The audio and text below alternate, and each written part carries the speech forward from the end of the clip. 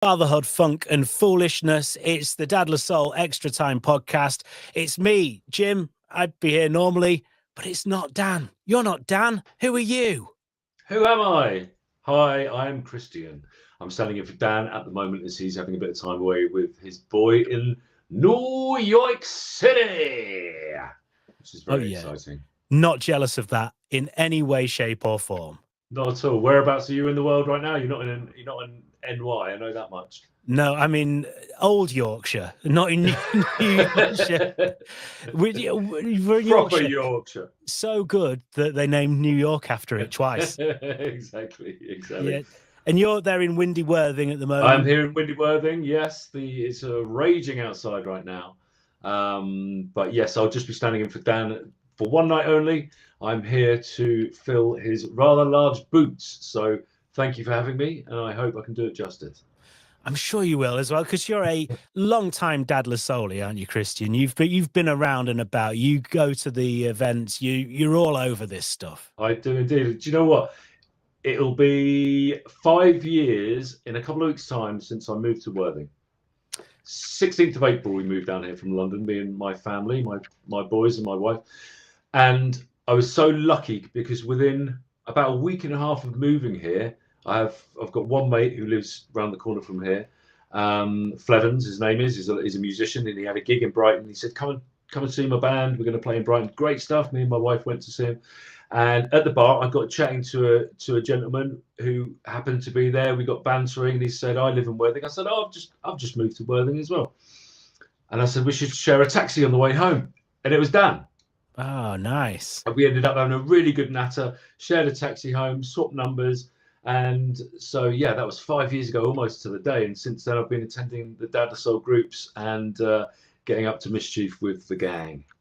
And and it was going to be a good relationship for you two, because you started off by saving him some money. So I mean, always a good start. Always a good start. Yeah.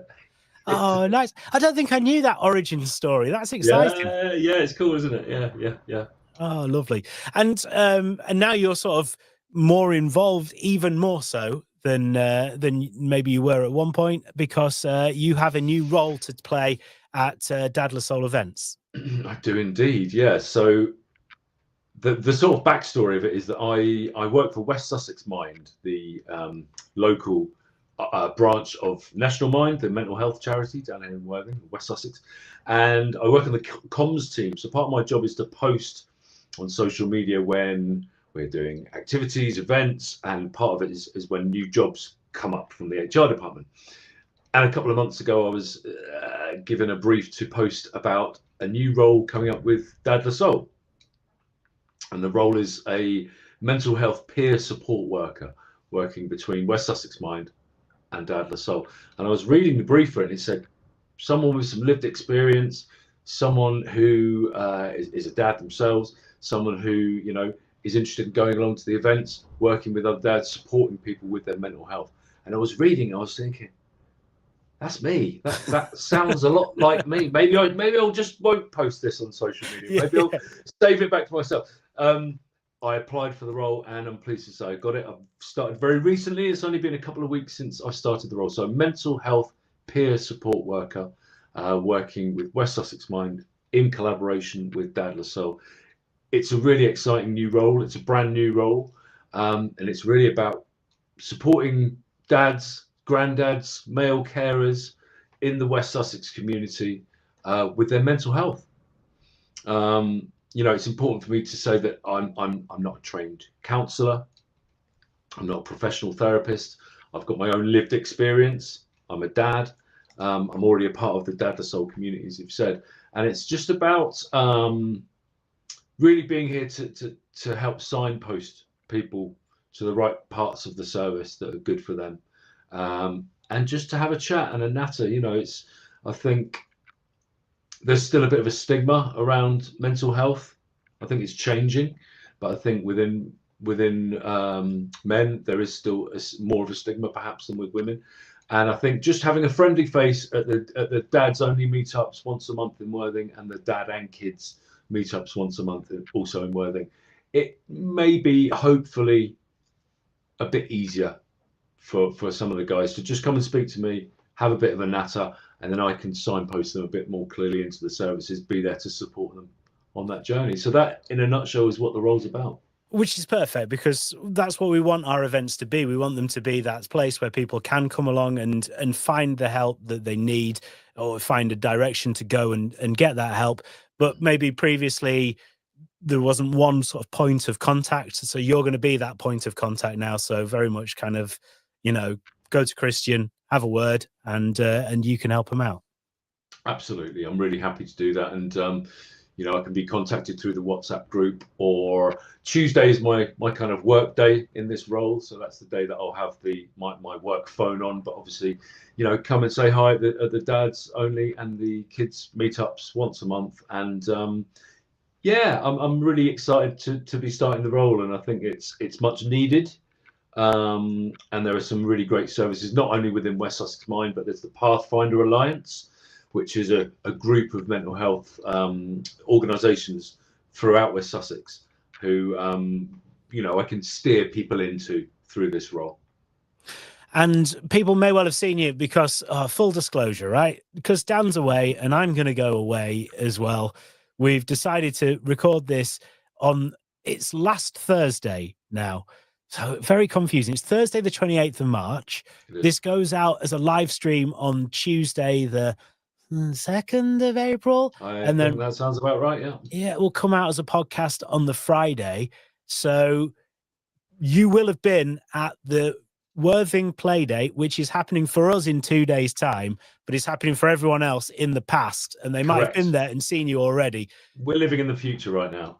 This is very confusing. So I'm Marty McFly and you're Doc Brown, right? That's what we're saying. Please. Yeah. Okay. I'll be with that. I thought you were going to say Biff. No, well, I'll take Doc Brown. So yes, it's kids play date this coming Saturday. We're going to be doing it outside, so that'll be interesting. Or we will have done it outside. Storms are raging right now, so hopefully that will have calmed down a bit by Saturday. But always good fun to attend. I mean, my kids are a bit older now. My boys are 9 and 13, so they're a bit cool for school to come to some of the play dates. Except the dads versus kids Nerf battle. Oh, of course, yeah. Some reason they want to come and fire darts at their old man. That's the only time they'll come out. But it should be great fun. There's always loads going on. And I was at the Worthing Dads only meetup last week as well, which is great. Which again, I attend regularly. But it was interesting being there with my new hat on for the first time, and just having a chat with some guys there and easing into it. So let's move on. But I'm interested in something you said there about your kids being too cool for school. Mm-hmm. I'm experiencing that. I've got a 10-year-old daughter, and there's very much that going on. It's kind of like some things she's too cool for, some things she still wants to do. Yes. When was it that you noticed that you were becoming massively uncool to your children? It seemed to happen overnight with my eldest, who's now 13, who, by the way, is as tall as me. It went from sort of cuddles on the sofa watching cartoons to one morning waking up and going, "All right, Dad, what are you doing?" Like this, and it was like, "Well, who's this guy?" But it's great, he's fantastic, and he's still, I think he's in that in-between age where it's almost like his brain hasn't caught up with the size of his body yet. Yeah. So it's a bit kind of gangly and it's almost like he hasn't got control over his limbs because they're growing so quickly. But it's great. I love it. I love this stage at the moment where we're way beyond changing nappies and worrying about where they are this precise moment. Me and my wife have started going out for runs on a Saturday morning together and leaving them both on their own for an hour, that's a brand new thing, which is like, wow, this nice. is so yeah. So it's starting, this whole new world is opening up where just they're getting more independent and we're getting a bit of our own time back as well, which is great. You know what I'm so delighted about, and this is so brilliant for us, is that my daughter's now of an age where she can go to the shop for us. So she'll come back from school. She'll come back from school and you'll need something for tea or something like that. And you go, "Can you just go to the shop?" And, if I was to come back and my wife was to say that, I'd be like, "Oh." Yeah. But for her, it's still Yeah. novel. So she's like, yes, I'll go. Yeah. No worries. If I can't get it from that shop, I'll go to that shop. Yeah. And do you ever frame it like, I'll time you? Yeah. That's always the winner, isn't it? It's like, I bet you can't go and come back in 5 minutes. Go. See, my son, my eldest, has cottoned on to this now, who was double keen. He loved taking the debit card and going down, and he would normally come back with like an empty Snickers wrapper in his pocket, you know. But it was always that, like, yeah, I'll do it, I'll go. And now it's been a few years of that, and now it is like we are. Oh God, too. Can't deliver, who send it?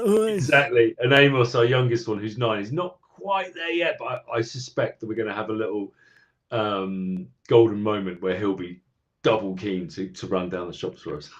Yeah, that's just brilliant. We actually, to be fair, when I was at university, one of our flatmates in the first year would still go places if you'd time him. As an adult. Yes.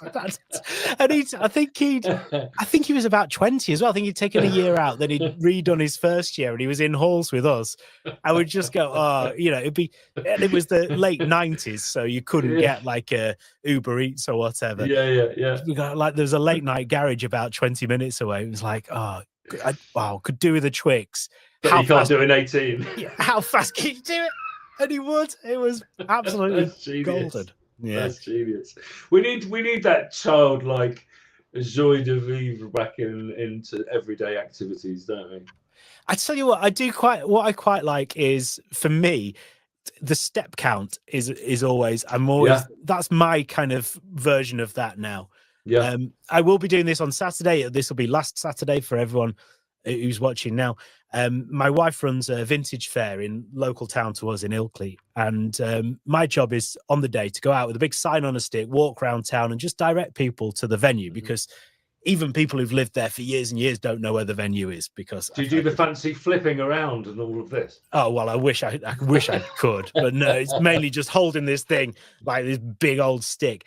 But what I do like to do is just do more steps each time I do it. So, I'm up to about 30,000 steps now, which I'm hoping to that's decent. I'm hoping to bust on Saturday. Yeah, that is really decent. It's funny how we can sort of clock this stuff every day. I've got a watch which clocks, how many steps I do. When I go for a run, it kind of tells me I've done this. And there's something I'm quite geeky like that about looking at the app and how many calories did I burn on this. Sometimes I go out for a run and my watch runs out of batteries while I'm running, and it's almost, there's a bit of my head that goes, oh, what's the point in doing it if you haven't clocked it? And that's a really sad way of looking at it. It's like, I'm going for the run just to please the watch. Do you know what I mean? Which is ridiculous. 100% with you. Absolutely. Because there are times when you'll stop it by mistake and you'll realize, and you'll have done 5 miles, and then you'll go, oh, it stopped after a mile.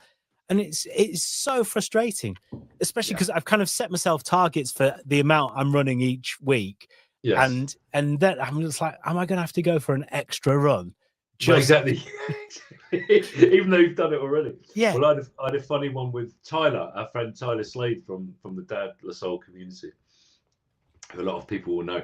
He goes out running regularly with a group, and he's great. He's very active. He's got an organisation called Versus Life. He and I went for a run. I think it was like back in November last year. 5 a.m, so it's pitch black. And we'd normally do a sort of 5K loop. And on this particular morning, it was just the two of us. And we said, let's go a bit further this morning. Yeah, fine, off we go. No phones or anything, off we go. Pitch black, got head torches on. And this is quite rural. It's out in the countryside near Arundel, in Arundel. Within about 20 minutes, we were so lost. Just so lost. We could see about 6 foot in front of us. It's really misty. Yeah.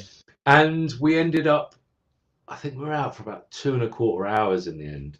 Oh my goodness. And we didn't have phones on us, and we started to get a bit freaked out. My wife had to leave for work, and I knew she'd be there going, oh my God, where are they? And usually at the end of the run, we jump in the lake as well, do a bit of wild swimming. So I knew my wife would be going, they've drowned. He's had a heart attack. He's been in a car crash. And that is what she was thinking. But the funny thing was, because my watch ran out of batteries at one point, we had nothing to go on. In the end, we had to find a road and hitchhike back to the car. It's this big drama. But when I got home and linked my watch up to my phone to told you the route you'd done, basically for 2 hours we were going like this. We were just running around in circles in one big open field for like hours. So anyway, bit of a tangent there, but yeah. No, well, I've got one run that I did when I was on holiday once, and I was doing a run, and I was going through the field, and then I noticed the herd of cows in the corner as they started to turn around and run towards me. Right. Okay. If you've never had a herd of cows run towards you, you don't know how fast cows can be. They are big. speedy animals, and they're massive. So you just see on the map on my run, it's just me running across this field, then whoa over to the side, and then jumping over the barbed wire. The cow incident. Yeah. Well, I knew we were in trouble at the moment Tyler said something like, "There's not usually sheep here." Oh no! Like, what do you mean? Anyway, yeah, all good fun. So, well, with bearing that in mind, that sense of direction in mind, something I've been watching this week is the new series of Hunted. I don't know if you've ever seen Hunted. Me and my son have been watching it. Yeah. Absolutely. It's one of my favorite things.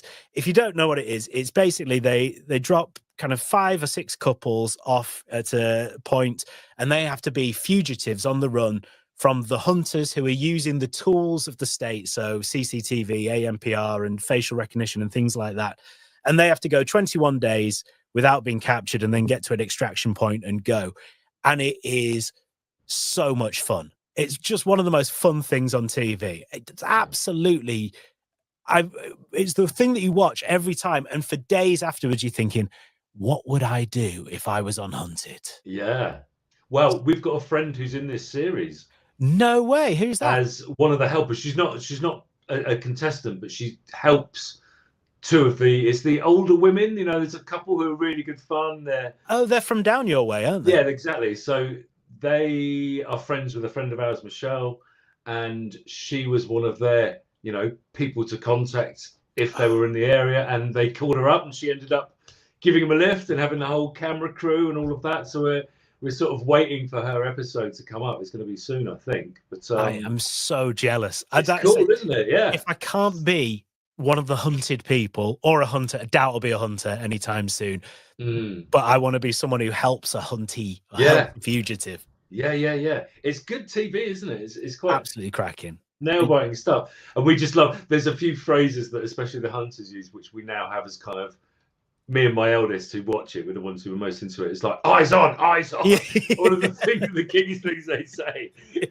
They've got all these really daft phrases, but eyes on is our favourite. Eyes on. And it could be something like some biscuits. It's like eyes on. What I really liked from this series is the start of it. They were going through it and they were talking about the new series and that.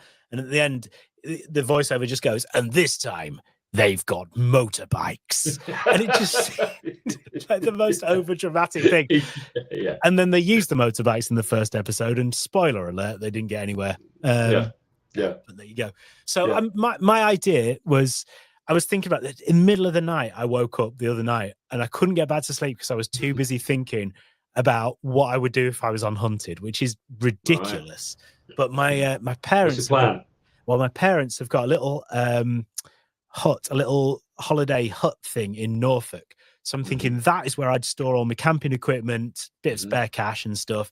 I could get there, I think, from London before the hunters had too much time to kind of put 2 and 2 together with that. So that would be where I'd go first of all. Then I'm thinking Norfolk's not a bad space. It's very rural. You could get out and about away from CCTV. See a long way. Yeah, exactly. I think my aim, though, would then be to get up to the Yorkshire Dales near where I live here, because also very remote, lots of places you could go. Don't look suspicious walking through there with a backpack, I think. True, yeah. So that's kind of what I'd be hoping to do. Basically, I just want a really nice walking holiday. Yeah. But with the added stress of being chased by hunters. Exactly. Sounds really relaxing. Lovely, right? How about you? What have you ever thought about what you'd do? I have, yeah. I think wild camping, I think just going as rural as possible and as off-grid as possible.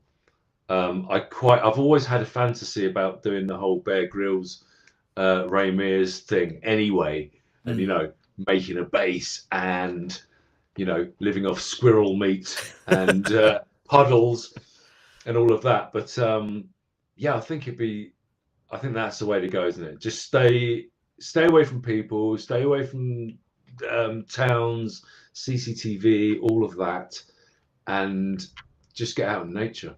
Nothing makes your heart sink more than when you're watching Hunted and one of the people in it goes, I tell you what, let's just pop home for 5 minutes to see Yeah. the kids. And you're like, oh, don't do that. Yeah. Because Don't do it. it's 3 weeks, Yeah. But it's my wedding anniversary. Whatever. It's like, well, you'll have, what is it, a share of 100 grand, isn't Yeah, it? At exactly. the end Yeah. of it. And there's only usually in previous series, there's only usually like 2 or 3 people maybe who Yeah. make it to the end. So, it's a good bit of wedge for a few weeks graft and not showering and all the rest of it. And also, I'd be up for it, man. I'd be really up for it. yeah, me too. 3 weeks away from the kids. I mean, that's kind of tempting. It's worth 30 grand on its own, isn't it? I love them. Don't get me wrong. I love them. Who would you do it with then? Who would be your partner? I don't know. Would you go Rambo? Would you go solo? I quite like to do it on my own. I genuinely do think I am actually just going to do it on my own, but just to get away. You're just going to do it anyway. Yeah, I know my wife would not be up for it. She wouldn't be. She doubts me as well because I am very anti-camping. But right. The only reason I'm anti-camping is as a holiday with kids, don't find it relaxing. I think I'd come back far more tired. Yeah, it's quite stressful. Someone described it as cosplay for being homeless, which I thought was, kind of darkly humorous. Yeah. You come back with like 3 weeks worth of laundry and everyone's tired and dirty. And it's like, and it's not cheap as well. You go to a campsite these days and it's, you might as well go to a Holiday Inn or something. But I do love it, I must say. But if I was going to apply for a TV show and get on, I'd like to do The Island with Bear Grylls. Okay, yeah. Okay, so more hardcore, really, that. Yeah, I think so. Yeah, I'm sure it's really, really tough. But again, there's something that appeals to me about that, like, kind of stripping it all back and a bit of kind of survival stuff. Yeah, there's something about it, isn't there? There's something just kind of fascinating about doing everything for yourself that is very tempting. And I don't know how good I'd be at it. Maybe I would be terrible, possibly so. Listen, it's not that long ago as a species, human species, I mean, we were hunter-gatherers. It's still, it's all in there. This living off off the working hours of 9 to 5 and eating processed food, it's all very, very, very new. I think within us all there's still a hunter-gatherer who's, that's why a lot of people are scared of spiders. And I don't know, I just think I think if you had to, most people could survive. How does the spider thing work? It's there's a reason that people are scared of spiders, because spiders are dangerous. Like where we live now, you see a spider, it's not gonna bite you and kill you. But spiders are venomous in the world, and it's an instinctive reaction, right, to be afraid of them. And that's I think that's born from a survival instinct of hunter-gatherers. And do you think that in the past, hunter-gatherers did outsource that to their children by saying, I'll time you by looking at the sun to see how long it takes you to go and get a deer? Yeah, exactly. Go to the watering hole and fill up this clay pot. Perfect. I'll time you. Right, let's have a tune then. You have brought a song to the table. Can you tell me more about your song, please? I have, and the reason I chose this is I just can't get this song out of my head. I just can't get. It's not that song. This is an old song that I discovered quite recently, and it's super soul-y and funky. It's called I Don't Know, and it's by the Dixie Nightingales, who are an old kind of gospel soul group from the States. It's basically about, what is it about? It's kind of about Jesus and being there when Jesus was there. And if you ask me, who was the apostle who did this? I don't know. It's this whole story. But it's just really groovy. I love the groove of it. I love the story of it. And yeah, simple as that. I love the tune. Brilliant. Let's have a listen.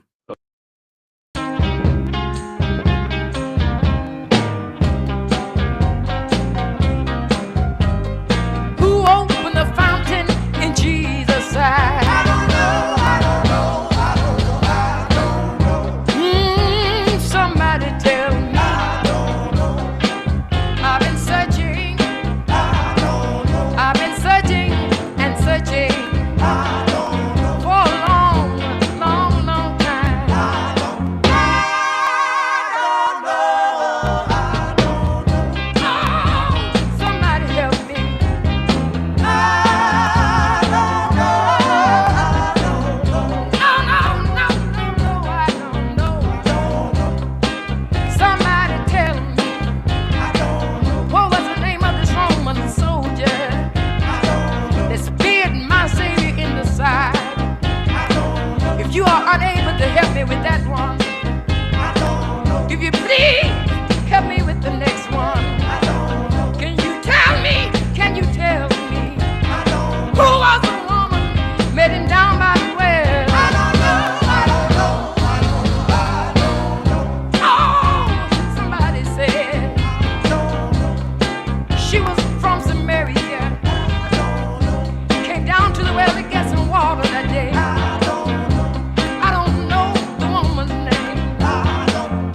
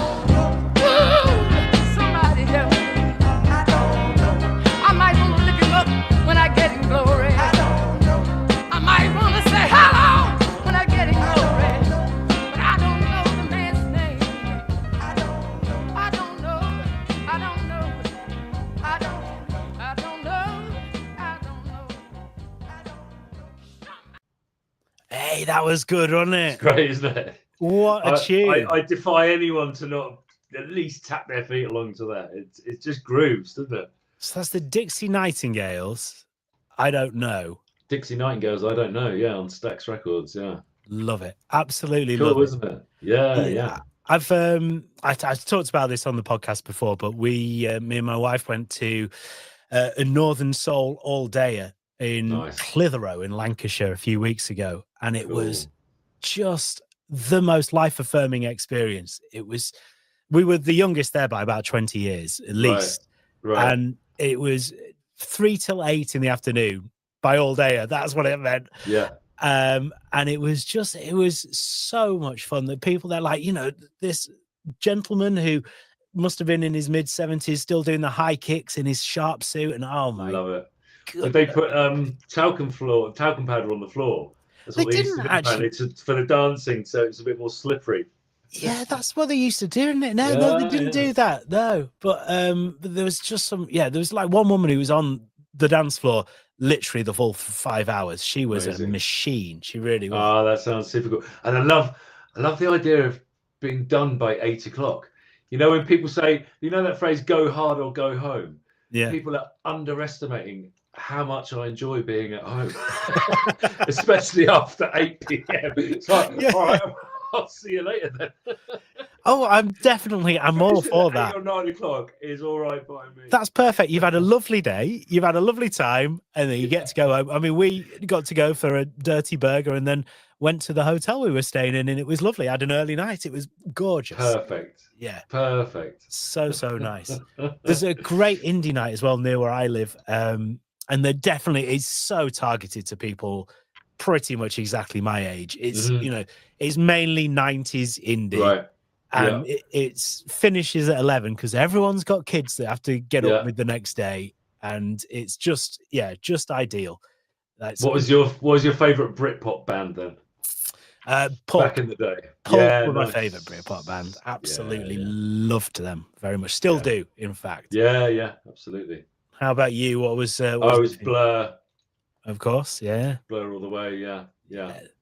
I think Blur, to be honest, were probably the band that got me into that kind of music. I think Modern Life is Rubbish is what really sort of tips me over into sort of guitar-y kind of music.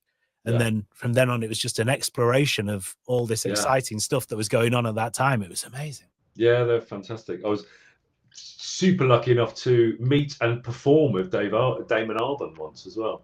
Oh, really? As a random aside, which was a bit surreal at the time because I was playing in a duet called The Gents. We were doing we did a take on a Cockney knees up. So I'd have playing the piano and I was singing. We'd go into pubs and weddings and stuff like that. And it was a Wednesday night. It was in Leytonstone, North East London, and it was St George's Day actually. So they were doing a bit of a knees up, and we were having a sing along and all this. And the pub door opened, and Damon Albarn walked in with his entourage, and he came up and said, "All right, lads, all right, how you doing?" And I was like, "All right." It's like one of my heroes, Yeah. And he said, "I'm doing a gig across the road. We'll come."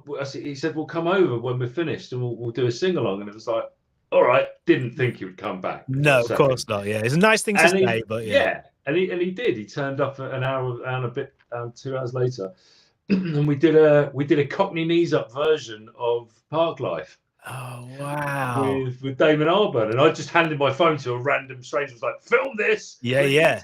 And we did it, and then I had a drink with him at the bar. And he was a real gent. He was an absolute legend. And the following day, it was in the Sun, and he was on GMTV or something, and he mentioned us on the TV the next day, and we started getting all these, like, I put it up on my Facebook, and it's anyways, it was one of those random things that you go, oh, what, did that really happen? Yeah, that is amazing. Like, I mean, it's good. Yeah, you just can't ask for anything more, can you? That is brilliant. To meet one of your heroes and him to be an absolute, really down to earth, super cool guy, and just a nice bloke. Yeah, because that's the concern, isn't it? You get to meet these people and they turn out to be less than nice. But, which I have met a few other people, who I won't mention by name, but have had that experience, and you kind of go, oh, gutted. Yeah. I mean, I interviewed Noel Gallagher once. Right. And he was fine. Like he was Noel Gallagher about it, which is, it's kind of what you want, really. Yeah. You want Noel Gallagher to be Noel Gallagher. I mean, I was never the biggest Oasis fan. I loved the first album and didn't really like anything else after that. Yeah. But I don't think he was being obnoxious or anything. I think I went in going, oh my God, what happens if he completely blanks me? And well, we'll just get a terrible interview, don't I? But he was all right. He was just a bit, full of himself. And I worked with him once. I used to do artist liaison at festivals, and we had him with his High Flying Birds, Noel Gallagher's High Flying Birds, and they're all exactly as I was expecting them to be. Very aloof, very kind of blokey, and it was very interesting because the day before we'd had Chic, Nile Rodgers and Chic, and all of them were these fantastically friendly, over Americans. Hi, how you doing? Yeah. Hugs, and it was all high fives, and then literally the next day we had Noel Gallagher. And it's like, all right.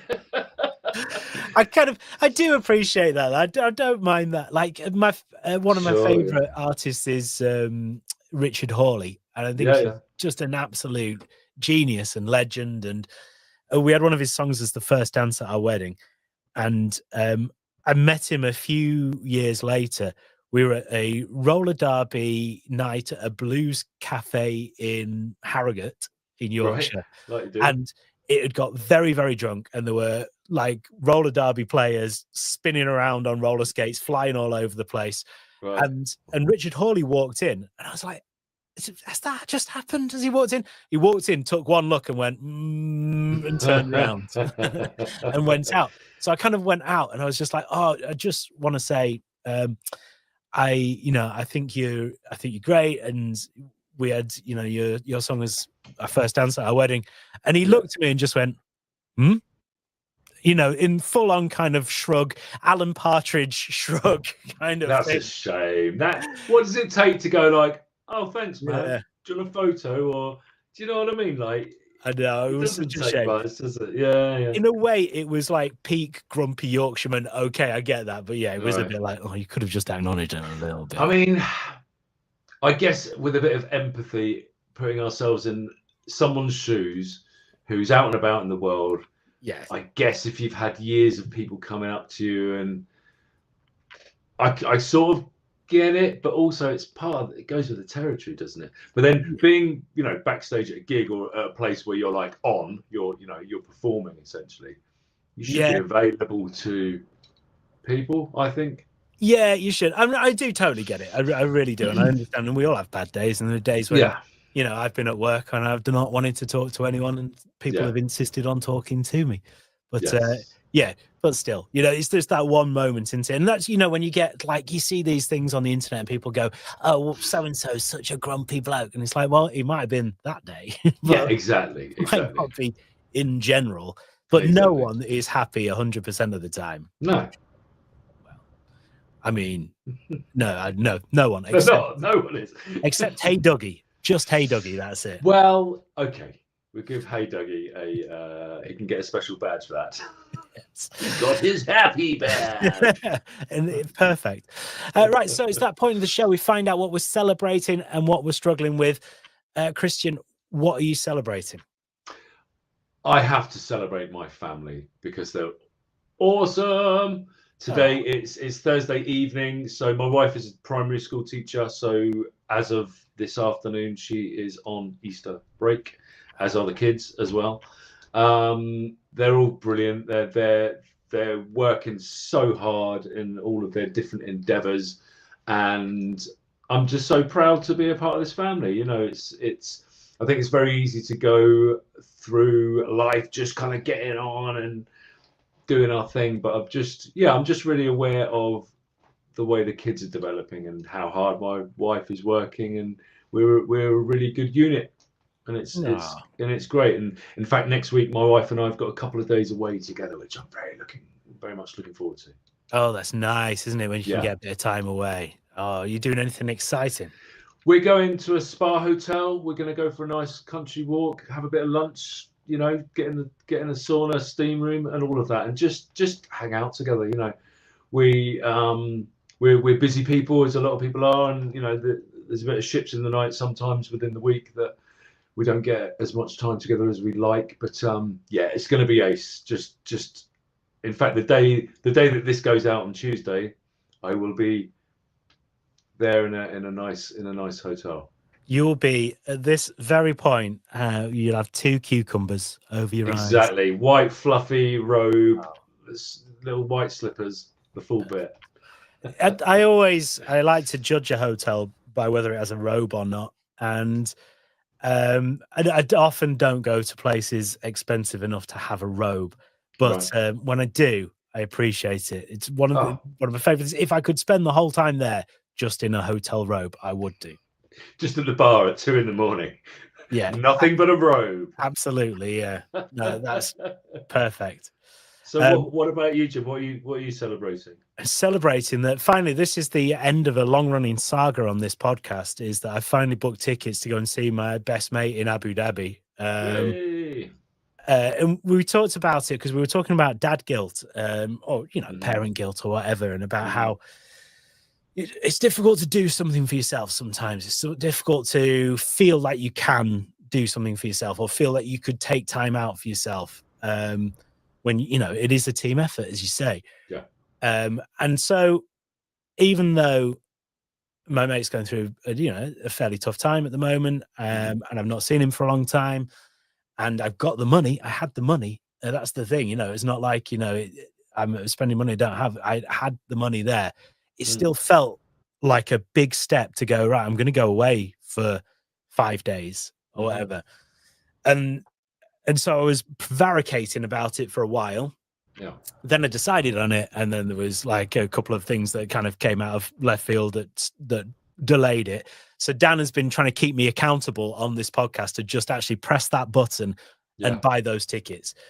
So I've bought them. I am going. I have the tickets now, and I'm not cancelling them because that's 150 quid cancel fee. So I'm not going to do that. When are you going?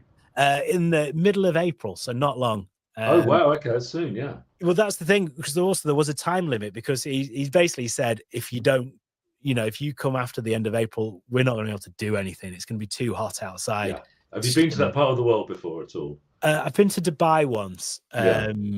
It's not, neither of these places are places I would particularly choose to visit, really. Same. I mean, I did a bit of work in Dubai for a little while. I was out there for, I can't remember, a month or 6 weeks or something.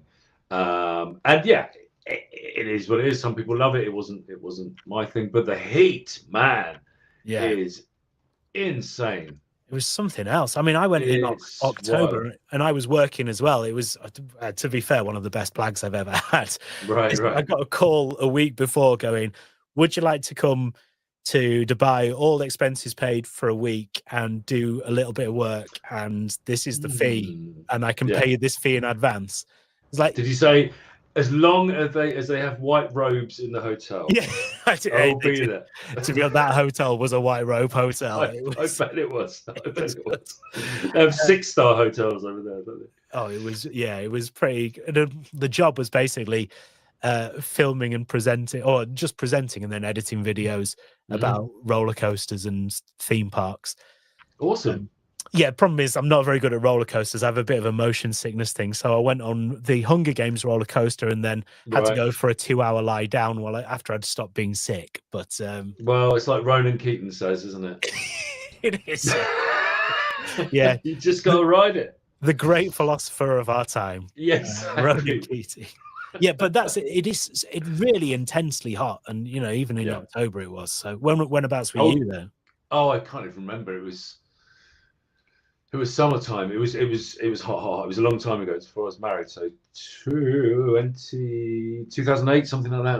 It was a while ago. But anyway, it was hot. But good on you for doing that, because I totally hear you about the parent guilt. It's not just dad guilt. I think actually women possibly suffer more with it than men do. In my experience. About giving ourselves permission to do things for ourselves. I've got quite good at doing that, carving out a little bit of time in the day, whether it's going for a run or a swim or play my guitar or my drums, or I've started making lamps out of driftwood, which is a little sort of side hobby of mine. But I've got, it's just important for our own well-being, I think, and I always come back to the family and work and whatever it is I need to focus on with a much clearer head and a much kind of more patient attitude. After having given myself a bit of that time.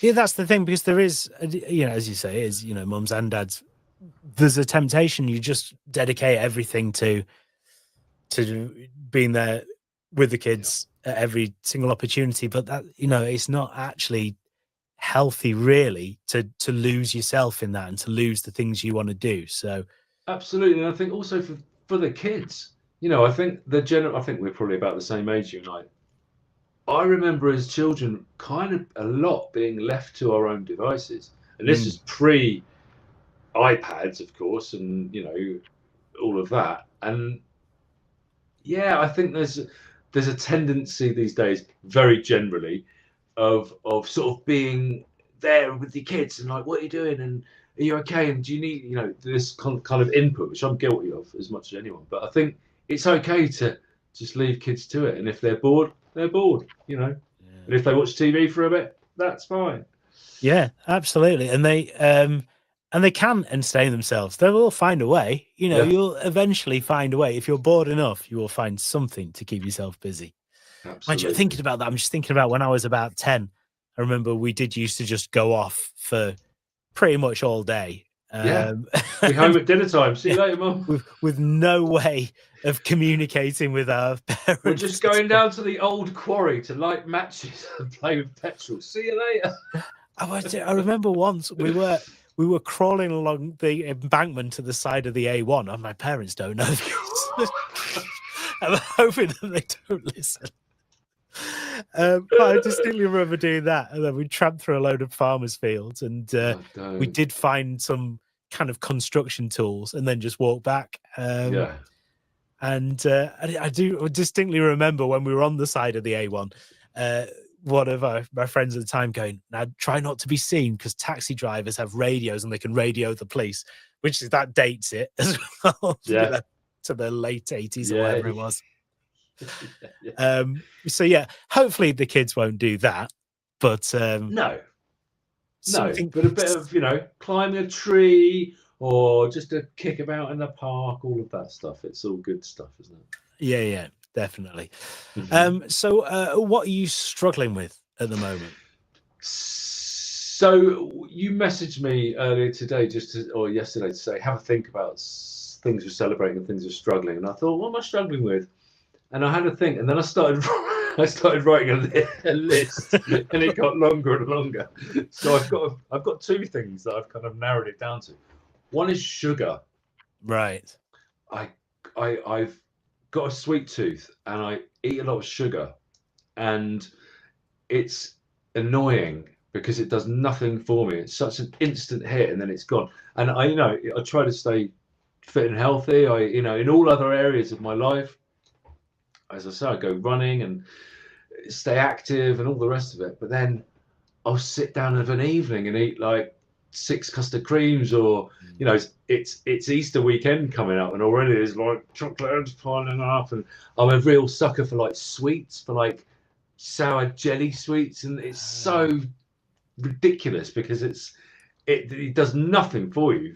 It's Yeah. it rots your teeth, and there's no nutrition in it at all. So yeah, I'm struggling with my sugar intake. How are you for a sweet tooth? Are you bothered? It's kind of. Although actually, my kind of main vice is crisps, rather than sweet. Yeah, I do like a bit of chocolate or something, especially like after a meal. yeah, Like I just have something a little bit sweet. yeah. But I've really been, for the last few months, I've been working hard to eat better, not eat crisps every day or whatever, and not eat kind of particularly, to try not to snack too much. Yeah, And it's not perfect, and I don't think I'll ever get to the point where I don't do it at all. yeah. I mean, you don't need to live a monastic existence, do you? I think that's the thing. Like, I remember during lockdown, I was doing like a Joe Wicks workout Monday to Friday. I was running at least a mile every day, and I'd really changed the way I ate. And I lost loads of weight, and I was really fit, and I was strong as well. But that's not sustainable. It's just not. Yeah. It's not a sustainable way to live. That was a crazy time. Everyone was going crazy. Yeah. This is a more sustainable thing. So I just try as hard as I can to eat better. And I found that once I'd gone for a couple of weeks without really eating, like having to have a packet of crisps or having to have something, then it became a lot easier. And when you start to get a little bit or I anyway start to get a little bit kind of a bit cocky about the slight hunger pains, and feel kind of like slightly proud of them, if anything. I'm slightly hungry, but I can wait an hour for my Yeah. I hear that. Yeah. It's good. It's good, and it's breaking habits, isn't it? I think. Yeah. And that's where I'm at with this. It's like I can have porridge for breakfast, light lunch, healthy dinner. Oh, look at me, I'm great. And then I'll, eat half a Swiss roll for after at 9 p.m. while watching Hunted. It's like, why? It is so tempting though, and I guess that's why people do it, because it's purposefully, it gives you that very instant hit that then disappears, but you get the hit at the time. So I've got a question for you then. Go on then. It's a very important question. Mm-hmm. What's your favourite crisps? Oh, it's like choosing my favorite child. Boy, you really do love crisps. I really do. So I would say if I was to be given a choice of absolutely any crisps, this is not a I think not one of those that you usually think of as the top tier of crisps, but they're the ones that bring Feels like me. you're putting in a caveat here for the I am, shop. because I'm going to say it. Go I'm going to say it, and people are going to go, no one has that as their favorite crisps. Go on. Salt and vinegar discos. No, I can get behind that. Yeah. Oh my goodness, they're Yeah, so yeah, good. yeah. So good. Do you remember, was it discos back in the 90s or something, that they put that extra flavour packet within, so they'd be salt and vinegar flavour, but then there was this like little black sachet that you could undo, which was like turbo salt and vinegar, MSG, wild craziness. Because they're already so intense. That's what I like about them. And then they give you the option to further intensify them. Yeah, it was like a Class A drug or something. That is for like crisp. this little sachet that you put in there. It's for crisp ninjas. That is for crisp ninjas. Yeah. Bring that back is what I say. That's the problem. There's a little shop just around the corner and they sell them. So it's always tempting me. It's always in the background there. That's what I'm going to have to avoid. That's what I have to stay strong and avoid. And fingers crossed, I could do that. Just think about your beach bod for Abu Dhabi. That's it, right? That's it. That's what I've got. I mean, it's only a couple of weeks, so we'll see. But but it is also something that I like we went up on the moor, which is just over where we live, the other day, me and the kids, and I made a packed lunch, and I was like, let's go to the shop and get some crisps. And I thought, yes, I'm going to treat myself because it's a special occasion. You've earned it. As long as I don't do this every day, that's absolutely fine. Little bit of what you fancy, I think. Exactly. Is what which that's where I'm coming from with sugar, and I do love a crisp as well. I've got to say, I'd go for T-bone flavour roysters. Oh, interesting choice. Old school, but I'm the same with sweet stuff. It's like it's okay. I just don't need sugar every day. Yeah. Tell me about your challenges at the moment, Jim. Routine is what the challenge is at the moment. I got into a good routine when the kids were at school, but our school holidays started last Friday. So we've had a week of getting out of that routine, and actually the week before that, the routine was kind of knocked by some very boring MOT based annoyances. So I got into a good routine: Monday morning, Wednesday morning, Friday morning, going for a run. Do 5 or 6 miles on Monday and 5 or 6 on Wednesday, and then kind of 7 or 8 on a Friday, and then launch into work. And it's good because it's a really kind of, I feel like energized for the day. I can get into it, and I'm racking up those miles, and they're appearing on Strava, and the stats are all looking good. And then last week it all went to pot a little bit because I had to be various places at various times. And then this week, it's all hands to the pump to kind of keep the kids entertained and sort everything else. So the routine is all out of kilter, and I miss it. And I didn't think I would, but I miss having that routine that it's going to happen. Also, I'm really behind on podcasts now, and that's the biggest. As in listening to podcasts. Yeah. What are you into at the moment? Oh, there's a great one called The Spy Who. Oh yes. And I'm listening to this series about the spy who inspired 007, a spy called Popov, who was Yugoslavian and then was recruited to work for the Germans in the Second World War, but really wanted to work for the Allies. So he was a double agent. And it's fascinating, really. Just goes into his story and the things he had to go through, and he meets Ian Fleming along the way, and apparently a lot of James Bond on him. My friends have a podcast called History Happened Everywhere, which is just fascinating, really good. But I'll check that out. I love a history podcast. Well, theirs is a really good concept, It's they take they randomize a location, a time frame, and a subject, and one of them has to go away and come up with an episode about that for the next week. Brilliant. So that's well worth having a listen to.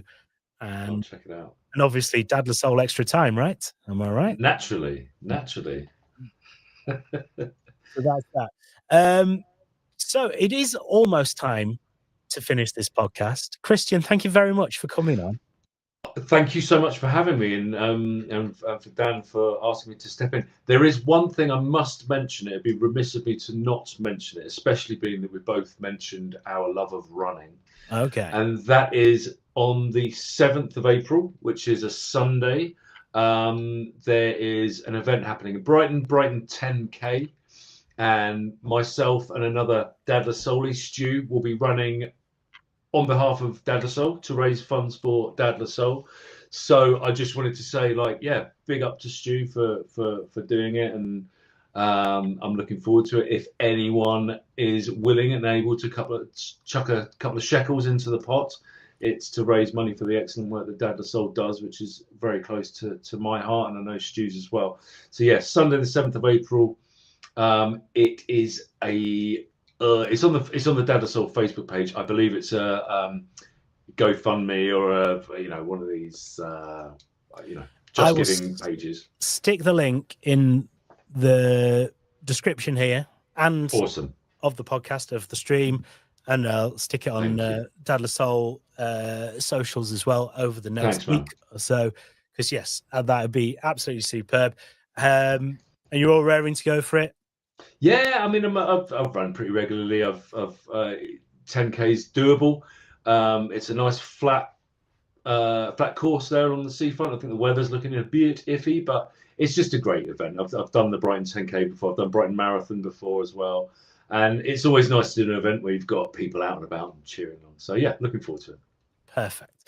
And thank you very much, Kristian, for doing that. Dan will possibly be back in a couple of weeks' time, unless he's decided he just wants to live in New York now, because that's what he does. He might do. He'll still be able to do it from over there, though, won't he? Oh, I suppose so. Yeah, that's how it works. The beauty of the modern world, isn't it? They do. But no, great fun. Thanks so much for having me, Jim. It was great to chat, and happy to jump in anytime you might need me. Brilliant. Well, thank you very much.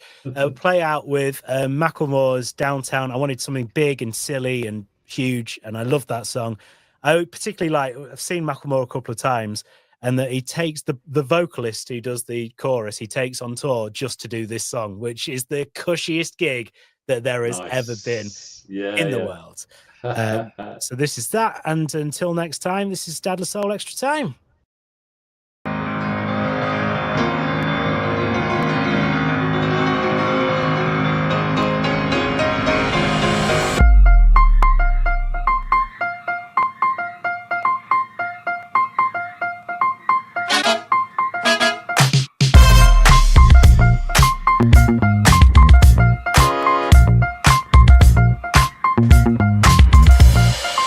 Went to the moped store, said fuck it. The salesman's like, what up, what's your budget? And I'm like, honestly, I don't know nothing about mopeds. He said, I got the one for you, follow me. Ooh, it's too real. Chromed out mirror, I don't need a windshield.